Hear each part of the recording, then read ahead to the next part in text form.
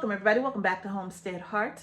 And today you all, I am in my kitchen getting ready to refill some of my jars. I have to definitely refill some of my spice jars and get those filled again because I use my spices. I love my spices, and it's time to get those filled because I use those every day, right? Not all of them every day, but I use some of them every day, right? And I'm also getting ready to fill my half-gallon jars with wheat, okay? These are the jars that I use, and I keep them on my counter for my wheat berries because I use this on a regular basis, right? All the time. Either I'm milling flour, whether it be just an all-purpose flour, or I'm milling flour to bake bread, okay? So I'm using it all the time. And so now it's time for me to refill my jars. Now, what I am doing is I have my berries in 5-gallon buckets. That's how I store them. And you all, these berries are not stored in, well, it is a Mylar bag in the bucket, but it's not a sealed Mylar bag. I just love to have the berries in the Mylar, right?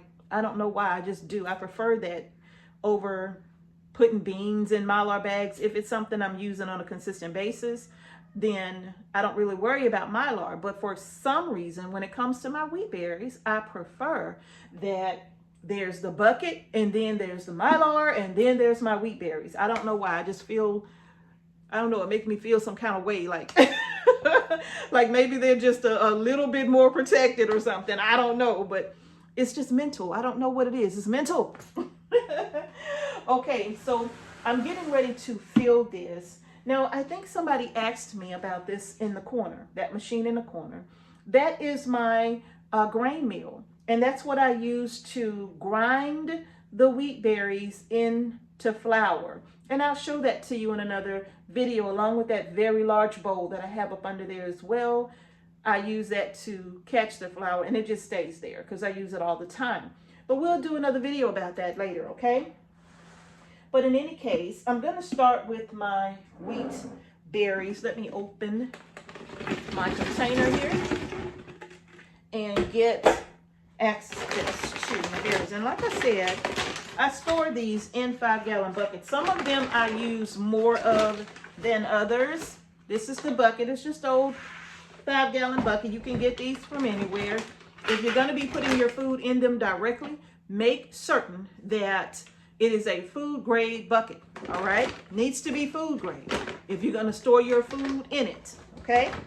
All right, so what I'm going to do is I'm starting with the hard white wheat. I have hard white wheat. Say that 3 times fast. I have hard white wheat, I have hard red wheat, and I have soft white wheat. Those are the wheats that I prefer. And if you would like for me to do a video explaining to you the differences, please post that in the comment section below. I'll be happy to do that, okay? And I'll also explain to you why I prefer wheat berries over buying flour, okay? All right, y'all, but anyway, for this video, you all saw the title of this video. Are we headed for a crisis when it comes to wheat? Are we headed for a crisis? You all, listen, I don't know if you are aware of this, but the drought in 2023, we had such a severe drought that it tremendously affected the wheat crop, right? It didn't destroy it, but it definitely affected it. Even the enzymes in the plant itself could be affected by drought conditions when you're growing wheat, right? Or, you know, or high temperatures even in the early spring. Once winter wheat has been planted and you get those really high temperatures in the early spring, that also can affect the wheat crop as well, you all. And of course, you know, we're not the only producers of wheat. Wheat is shipped globally from different countries. Ukraine, China, right? The US, so many different countries ships wheat. But you all, because of certain conditions, and of course what's going on in the world today, wheat is going to be an issue for us. Right now, you all, I'm wasting them. Right now, you all, a bushel of wheat is sitting at, I believe, like $560. $560 a bushel currently. It is being predicted that by 2024, 1 year from now, the cost of bushels will be about $944. $944 per bushel of wheat, right? Now you got to keep in mind how that's going to impact you as the consumer, right? You got to keep that in mind, how that's going to impact you as the consumer. Let me go ahead and fill this one. Ooh, I'm making a mess everywhere. Now, it is being forecasted. It is being forecasted that the cost of wheat in 5 years will be well over $2,000 a bushel. We're sitting at above $500 a bushel in 2023. By 2028, a bushel of wheat could be well over $2,000 a bushel. You all, that to me is insane. That to me is insane. Are you going to feed the cats? Yeah, I can feed the mom. Thank you so much. That's a lot of money for wheat. And how will that affect your pockets? You will be greatly impacted by the cost of wheat. And I'm not talking about just going to the store and buying a bag of flour off the shelf. No, I'm talking about in a lot of the items that so many purchase from the supermarket, you will find wheat, right? I don't care if you buy food in a box. You're going to find wheat. If you buy hamburger helper, you're going to find it. If you buy waffles, frozen waffles, you're going to find it. Frozen pancakes, you're going to find it. Right? No matter what. In your breads, in your tortillas, if you make tacos or burritos, you're going to find it there. Right? You are going to find wheat. So how is that? What about cereal? If you still buy cereals for your family, for your children, more than likely they contain wheat. So of course, across the board, we are going to be impacted by wheat prices drastically increasing, you all. Drastic, and that's something to think about. And really and truly, that's why I choose, because of cost, being cost effective when it comes to purchasing certain products. So I choose wheat berries over flour, right? Because I can store, one moment. That's just me, bud. This is my soft white wheat right here. I got berries all over the countertop. See, I can choose to store my wheat long term if push comes to shove, right? I keep enough on hand to get me through at least a year, all right? At least a year. But once it starts getting low, I just place an order for another 25-pound bag or so of wheat berries. That's what I do. Now, where do I get them from? I get my wheat berries from Azure Standard. And yes, they are excellent when it comes to purchasing your wheat berries in bulk. Now, you don't have to. but they are excellent when it comes to purchasing your wheat in bulk. And the good thing about purchasing it this way, if I decided that I wanted to store this for long-term usage, then of course I will put my Mylar bag in my bucket with the amount of oxygen absorbers that would be required for my 5-gallon bucket. And then I would seal my Mylar bags and put my Gamma Seal lid on, and then boom, my wheat berries can be stored, and they can last me like this for years and years and years. Okay? For years. Or you can store them in gallon Mylar bags or quart-size Mylar bags if you want to be able to just take out one little package and open that and use it as needed. You can do that as well. But at least if I purchase the berries, I know that I can get this to last me for years. Flour, not so much. It can only last you a certain amount of time, even if you put it in the freezer. And how much freezer space do you have to store flour and enough to last you and your family for a long time, especially with prices coming like they are, right? I'm going to take this one down. And then I have my other one here. This one is almost empty.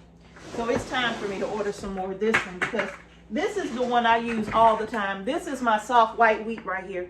I use this all the time, and I'm probably down to like a quarter of a bucket. So it's definitely time for me to get some more of this, right? But I buy it in bulk from Azure Standard, and this is all I have left. Ooh, y'all. It's time. I gotta order some, because I am almost out. And of course, you would buy it according to what you use and how often you use it, plus a little more, right? So that you don't run out. Now, with projections like that, you all, that is really something.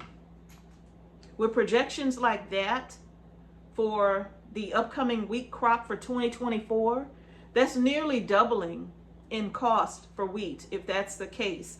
And I hope the projections are wrong, but if those projections are absolutely correct, that's going to be very difficult. That's going to be very hard on a lot of people. That means your cereals are going to go up. That means your graham crackers and whatever else that you love to eat. Those things are going to go up too, right? All of the crackers are going to go up, because most of them, they all contain wheat, right? They all contain wheat. So crackers are going to go up. Your breads are going to go up. Pastries are going to go up. If you buy cakes from the store, your cake prices are going to increase. All of these things are going to increase, you all. So that's just something to keep in mind. Now, Mrs. H, but those grain meals are expensive. I know. I'm not going to tell you that they are not expensive. They are expensive. Grain meals are expensive. Okay? And even the one that I have, it took me some time to save up for that one and get that one. Actually, that's not the one I was going to get at first. It was another one I was going to get. But the more I researched, I found that I really like this one the most. And now, and to this day, I'm not disappointed with this grain meal. But like I said, that's a video for another day. But yes, the grain meals are expensive, you all. But when I think about the cost of, a grain meal versus the cost of what wheat is going to be in the future, in all forms, I think I would rather get the grain meal now, and then perhaps I'll be better prepared for the future. Even, and this is an electric one, but I also have a hand crank grain mill, and many of you know that's the one that I used for a long time before I got that one. I would sit here at my countertop. I'm telling you, I don't know why I don't have like arms like Tony Atlas, right? Because I would be sitting here just, and it would take so long. And if I'm trying to get 5 to 7 cups of flour to make several loaves of bread, then you know I'm sitting here like, oh my gosh, right? I'm sitting here. And then if Mr. H was home, he was like, okay, you take a break, I'll take over. You know, so I started with the hand crank mill, so I know how tough that can be too, right? But is it worth having the hand crank mill? Yes. The electric mill? Yes. It's worth having both of them, because in the event that I can't use that one, I could always use my hand cranked mill. Okay, you all? So you all think about that. Think about that forecast for the upcoming prices of wheat. Just think about it. Because I'm here to tell you, probably put a little too much in there. I'm going to take some of that out. Yeah. I'm here to tell you, you all, with those kind of prices, that means we will be priced out at some point of being able to make breads for our family. We're not even talking about pies. We're talking about just bread, right? Rolls, buns, whatever the case may be. So this is my soft white wheat, and this is what I use to make my all-purpose flour, cake flour, pastry flour, you know. Well, yes, I use this for all of that, right? So y'all, this is just something for you to think about, something for you to consider, because if we eventually are priced out of wheat, what are we going to do? So the one thing that I would advise you all is to plan ahead. All right. All right, y'all, that's going to do it for this video. If you haven't done so already, give our video a thumbs up. Don't forget to subscribe to our channel and hit the notification bell so you don't miss any videos we upload to our channel. And thank you all again so much for watching Homestead Heart. Peace and blessings to each and every one of you. And I'm going to see y'all in the next video. It's worth it.